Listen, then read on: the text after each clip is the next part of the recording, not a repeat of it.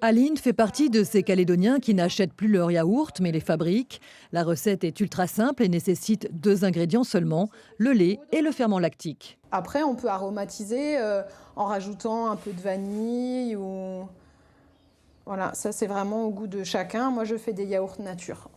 Si Aline n'a pas attendu la protection de marché votée en janvier dernier pour faire ses yaourts, cette décision du gouvernement a tout de même modifié ses habitudes. Avant, on achetait encore des yaourts, on utilisait un yaourt comme base pour lancer le processus de fermentation. Et donc maintenant, on utilise uniquement le ferment acheté en pharmacie, ce qui permet de ne plus acheter de yaourt du tout. Le coût de revient de ce ferment, c'est à peu près 1 000 francs. Donc je peux le réutiliser, enfin je peux repiquer un yaourt fait avec ce ferment 18 fois. Donc le calcul, c'est que pour faire ces 8 yaourts, ça me revient à moins de 200 francs. Paradoxe, avec la TGC et l'encadrement des marges, le prix des yaourts locaux a baissé, mais les consommateurs ont très mal vécu cette protection de marché. Résultat, les ventes de yaourtières se sont envolées.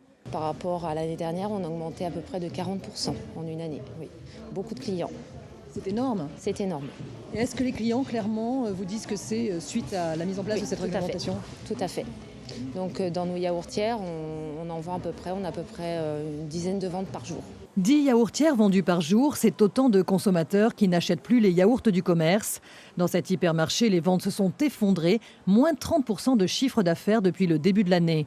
Pour l'enseigne, il est urgent de rétablir les quotas d'importation. Si encore ça avait apporté un plus, que l'industrie locale explosait ses ventes, diversifier son offre, etc., on aurait pu imaginer que ça avait un intérêt. Il se trouve qu'aujourd'hui, personne n'y gagne. Donc je pense qu'il faut réouvrir le choix. Il faut laisser au consommateur le droit de décider ce qu'il veut manger. Il faut revenir à la période antérieure qui fonctionnait d'ailleurs pas si mal puisque l'industrie locale n'avait pas demandé à ce qu'il y ait une suppression de ces quotas dans tous les cas de figure.